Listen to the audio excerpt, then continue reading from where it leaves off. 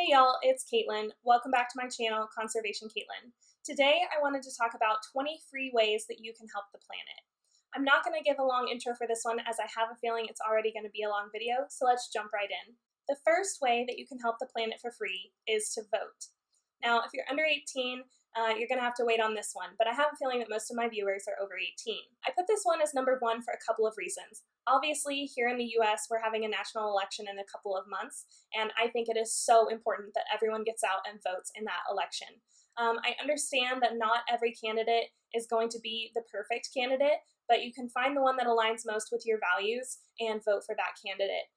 You can always check their environmental issues and how they feel about them on their websites, so I highly recommend doing that. Aside from the national election though, local elections are also super important to vote in because that's going to affect you more on the day-to-day rather than the national election. So knowing who represents you in your county and your city is super important. So please, please, please vote in your elections. The second way that you can help the planet for free is by using Ecosia. Ecosia is a search engine that you can add to any web browser, and it plants a tree every time you do a search. I want to give a huge shout out to my friend that introduced me to Ecosia about a year ago. You know who you are, because thanks to her, I've now planted over 300 trees, and that just makes me really happy. So the way it works is they get money from ad revenue, and then they turn around and they use that money to plant trees. They're very open about their financials. They post about where their money is going every month and how that's being used to plant those trees. And they also really care about security and privacy. So they don't share your information and they don't track you on the internet, which I really appreciate. The third way to help the planet for free is by recycling. I am a huge advocate for recycling, so much so in fact that I will carry around recycling if there are no recycling bins nearby until I get home and know that I can recycle there. A reason I'm a huge advocate for recycling is it diverts all that waste that would be going to the landfill, and instead it goes to a recycling facility. And then hopefully that product can be melted down or transformed and used again and again and again. I realize for some of you that there might be a fee for curbside city recycling, but fortunately there are usually recycling plants around a city and you can drop off your recycling for free that way. Most recycling facilities will accept, paper, cardboard, newspaper, glass, aluminum, tin, those sort of materials, but definitely check with your local city recycling plant using Ecosia and find out what they accept. The fourth thing you can do to help the planet for free is to compost. Now, I know that sounds a little scary, so I'm going to try and break it down for you, but a little environmental joke there. Composting is great because you reduce the amount of trash that goes into your trash can, and then when that trash bag gets taken to the landfill, all that organic material like banana peels and potato skins breaks down, and that methane gas is trapped in your trash bags and it just goes up into the environment. Now the big question is, does it smell and does it attract bugs? The answer is no, as long as you do it properly. You can take your food scraps, newspapers, hair from your brush, pet fur, all those sort of materials that you would normally just throw straight into the trash bin, and you can compost them and make really great soil for just scattering around your yard to improve your soil. You can use it for gardening. You can use it for flowers. You can also donate it to a community garden, or you might even have an option to do a curbside compost, kind of like a curbside trash pickup and recycling. You can give them your organic waste and then they will bring you soil back. A couple ways that you can compost from home or in an apartment is by using a small bin. I got one from Earth Hero. I'll be sure to share a link to that bin in the description box. You can also just take like an empty bowl or container, put it in your freezer, and every time you use food scraps, throw them in your freezer, and then that'll prevent them from breaking down until you're ready to let them break down outside. There's also some ways that you can do indoor composting too, but I'm hoping to share that in another video later. Number 5 on the list of free things that you can do for the environment is to use give back apps. There are apps like Charity Miles, Free Rice, Amazon Smile, Fill It Forward. All of these are apps that you can use that give back when you use them. So Free Rice, for example, is kind of like a fun game app. So you can go on to the app, You can learn new vocabulary and just kind of get educated while also donating rice to countries that need food. Fill It Forward is an app that I found by getting a bottle from my employer, and every time I reuse that bottle, I scan a barcode and it gives water to communities that need fresh water, or they install water pumps or water wells. So that's a really great app as well if you're interested in looking into that. Charity Miles is another app I use, so every time I go out for a walk or a run, I just start the app, and again, with ad revenue, there's usually a sponsor that's sponsoring my walk or my run, and then I get to choose the charity that my miles go to. And then finally, Amazon Smile. So every time you purchase something on Amazon, you can go through the Amazon Smile link, choose a charity that you want your proceeds to go to, and I believe it's 0.5% of all eligible purchases go towards that charity. So that's a super quick and easy way to give back on things that you're already doing. I'll be sure and share a link in the description box for some apps that give back, so you can kind of look into them yourself. Speaking of giving back, number 6 on my list of free things that you can do is community service. I'm a huge advocate for community service. I think it's so important to get involved in your community and know what's going on, because I think you'll just have a better connection to your city and surrounding area. And the list of community service that you can do is pretty much endless. You can donate blood, you can donate hair, you can give your time with something like Habitat for Humanity, you can volunteer at a community garden, you can teach students, how to read or how to play an instrument. And no, not all of these are like for the environment, but I'm also just all about, loving your fellow human and just giving back in general. And I think that makes for a better environment anyway. So if you don't know what you want to do, find something you're passionate about, see if it's available in your area, and just give back. Number 7 on my list is kind of unique, but it's writing reviews. Anytime you purchase a product from a company, give them a review. If it's a great product and you think everyone should know about it, write a positive review, explain why you like it, how it helps you, and share about it maybe on social media if it's just that good. If it's a product that you weren't satisfied with, or if it was a good product but you didn't like how it was packaged, maybe it wasn't as environmentally friendly as you were hoping, give that feedback to those companies, because they do care about your input. Especially nowadays with everything being on social media, a bad review can really kind of hurt their image, so they're going to want to try and make that up and improve that.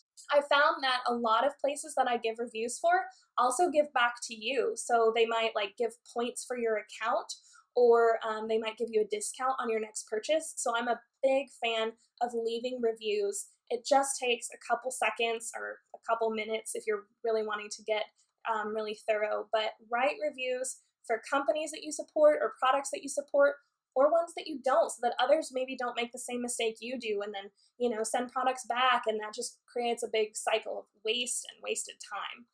Number 8 on my list of free things you can do for the environment is to use your library. I love local libraries. I'm fortunate where I live to have quite a few around me, and a lot of people associate the library with just books, maybe some computers, but if you haven't been to your local library lately, I highly recommend checking it out. They've got magazines, they've got movies, they probably have some sort of activities for your children if you have kids, maybe even some activities and stuff for adults. So give your local library some love, help support them, and get a library card for free. Endless supply of books. It's basically a dream come true for me. Number 9 on my list is eliminate junk mail. So this one's pretty straightforward. You want to try and prevent excess waste from being made and then brought into your home. So by eliminating junk mail before it even gets into your house, you don't have to worry about recycling it or composting it. But if you're still receiving it, definitely do one of those 2 options if you can.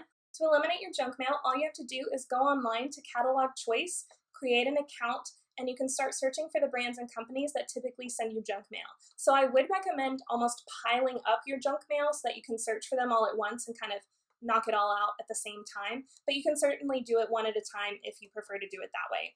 Now, when you are on catalog choice, sometimes you can do an immediate opt-out, which is great, but sometimes they don't have an immediate way for you to do it, so they leave a phone number that you might have to call or a form that you may have to fill out and submit to the company, probably via email. But I do think it's a really great option to just keep that junk mail from coming into your home in the first place. All right, guys, we're halfway there. Number 10 on my list of free things you can do is a clothes swap. This is great if you're looking for a way to avoid having to spend money on a single-use outfit, maybe for a special event. I know when I was at Texas Tech, I had formal events, I had to buy nice dresses, and I really should have thought that through better, and instead of buying a dress that I was going to wear one time, just reaching out to some of my sorority sisters to see if they had some dresses in my size that I could borrow for that night. If you have kids, maybe your kids are just growing at the speed of light and you can't keep them in clothes long enough. Reach out to friends, neighbors, family members, co-workers, see if they have some kids' clothes that you can clothes swap with them. Make a trade-off of some sort. If you're tight on money, but you're really wanting a new wardrobe, reach out to people in your local circle and see if any of them have clothes in your size, or shoes, or jewelry, accessories, anything you're looking for, and do a clothes swap. It's a great way to save the planet. Number 11 on my list of free things to do for the planet is to delete your old emails. Now, this may not be as hard for you as it is for me, but I am terrible at deleting old and unwanted emails. I used to be this person that had a beautiful, perfect inbox with like no unread messages, and now I have over 3,000. Yeah. What I never really thought about is all of those emails are being stored in a server. And they have what's called server farms around the country, and those server farms require a ton of energy to keep all of those emails stored in those servers. They also need, air conditioning and electricity to keep them cool and keep them running. I wanted to be transparent with you. This is something I recently learned about and had never thought about. And I like to think of myself as a pretty environmentally conscious person. Like I said in my intro video, I want to be transparent with you guys. I want to share what I'm learning, and this is something I recently learned about. Number 12 on my list of free things you can do for the planet is to unplug your devices. This is another thing I recently learned about, and I'm sorry in advance to my husband, who I always told this was not a thing, but phantom power or vampire power, whatever you want to call it. All those devices you have around your house that are plugged in but turned off are still secretly using electricity, and up to 10% of your electricity bill can be caused by these devices. So the best thing you can do to save yourself that energy and that electricity bill is to unplug those devices. I would recommend going around your house before you go to bed, just make it part of your nightly routine. Or those devices that you find you really don't use that often, unplug them and put them away. That way you don't have to worry about them using your electricity. If you're gonna go on vacation, unplug everything. Lucky number 13 on my list is to use cold water. Whether you're washing your hands or doing laundry, anytime you turn on a faucet, make sure you're switching it over to the cold setting rather than the hot, because even if you don't need the hot water, but you're just turning it on to the hot setting, you're activating your hot water heater to start using electricity and get hot water ready. So make sure anytime you turn on a faucet, flip it to the cold side, and when you're doing laundry, switch it over to the cold setting. Now, I understand we're in the midst of a global pandemic, and you would probably feel better to use hot or warm water for doing your laundry and washing your hands. I totally get that. I'm not going to tell you that you shouldn't do that or can't do that. But most of the time, we're not in the midst of a global pandemic, and I will say my hands and my clothes get just as clean with cold water rather than warm water. Now, if you're one of those brave souls that want to take cold showers, I'm certainly not going to stop you from doing that. I just really love a nice warm shower. Similar to my theme of using cold water in the washing machine, number 14 on my list is to skip the dryer. The way I bypass my dryer is by hanging up my clothes on a clothesline in our laundry room and using an accordion-style dryer to let my clothes air dry. Now, I do use my dryer occasionally to dry like big sheets and towels because I find that I can't really hang those well, and if I try to put them over my big drying rack, they take up the whole thing, and I just don't find that practical. Reduce my temperature, and I also kind of keep an eye on my dryer. I don't let it go for a super long period of time. I would highly recommend all of you to check the settings on your dryer. You would be amazed. Even my lowest heat setting gets my clothes perfectly dry in a really short matter of time. and you probably don't need to be drying your clothes as long as you think you do. Number 15 on my list is to check your refrigerator. I recently learned that your refrigerator is one of the biggest energy users in your home, and so you want to make sure that your refrigerator is pulled away from the wall so that the fan at the back gets proper circulation, because if it doesn't, it's going to get hotter a lot quicker, and it's going to require your fridge to turn on more frequently to keep your refrigerator at that cool temperature. Also check your fan at the back. Sometimes they get really dusty and dirty and gross. I checked mine recently and it definitely needed a quick vacuuming. So check that out too. You can also lay out the food in your fridge to be more environmentally friendly. So it's going to help the airflow in your refrigerator so that it's more energy efficient. Number 16 on my list is to reuse packaging material. My husband and I are pretty good about not ordering online too much, but I have a feeling pretty much every human nowadays is ordering at least one thing online from time to time. So when you get that package in the mail, whether it's a cardboard box or a bubble mailer, save all of those materials that comes with it. Usually in a cardboard box you get paper or some of those big like bubble fillers or bubble wrap. So save those materials and just kind of put them aside in a cardboard box in a closet and wait until you have the holidays or birthdays that you need to send out packages for, and you can use those materials again instead of having to buy shipping materials to pad it with. If you really don't want to hang on to them, or maybe you order a lot of boxes and you just are going to have a surplus of those materials, see if a local small business wants to take them off your hands for you. They can use those packaging materials for their boxes. You can also donate them to a friend if you know that your friend is moving. I recently gave some to one of my friends, but she was nice enough to bring them back to me, so now my husband and I can use them for the upcoming holidays. Number 17 on my list is to educate yourself.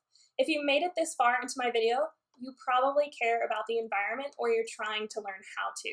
We are all on this sustainable journey together, and there is so much information out there, you can never know too much. Things are also constantly changing. I love looking into companies and businesses and seeing what they're doing. I think that's a great way to spend your time, and I would encourage you to take some of the time that you might spend on social media or Netflix to look up maybe one of the topics I've talked about or something that you're passionate about. Maybe you want to learn a new skill like recycling or composting, or maybe even sewing. That's a great way to be environmentally conscious because you can repair your clothes instead of having to buy new ones. So I definitely think we should all spend some time educating ourselves about environmental topics. Number 18 on my list is to borrow items. I sort of already talked about this with the clothes swap, but this can apply to any number of items. Maybe you're hosting a big event at your house and you need, some sort of cooking appliance that you don't have, or an extra table and chairs to host everybody. See if someone around you can donate those to you for the day or the week or however long you need them. If you have a guest coming into town and you don't have an air mattress, see if one of your friends has one you can borrow. Save yourself the money. I know my husband and I went camping about a year ago, and instead of buying sleeping bags, we should have just seen if someone in my area had some we could use for the day. Number 19 on my list is to get outside and enjoy nature. Aside from just the health benefits of disconnecting from your phone or laptop or tablet and just breathing in fresh air, I think getting outside, connecting with nature, seeing the sights, hearing the sounds, smelling flowers or plants around you, it just does so much good for you to kind of remember why you're doing all of this. It just really helps you get back in tune with nature. You could simply take a walk, ride your bike, work in your garden, pull some weeds, remembering why you're doing all the things you're doing for the environment.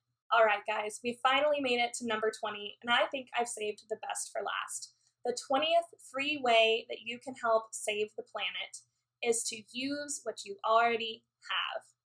Mind-blowing, I know.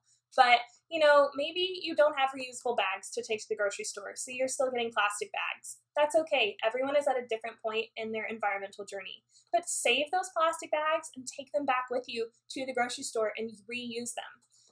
Maybe you're wanting the newest, latest, greatest piece of technology, but yours is still working perfectly fine. Don't upgrade. Just keep using what you have until you can't use it any longer. I know it's super tempting when you kind of get bit by the environmental bug to just throw away everything you have and buy the environmentally conscious version, but don't do that. Just slowly replace items as they wear out or as you use them up, and use what you already have. All right, guys. Well, thank you so much for tuning in and listening to my 20 free ways that you can help the planet. I hope you can put some of these into place in your own life.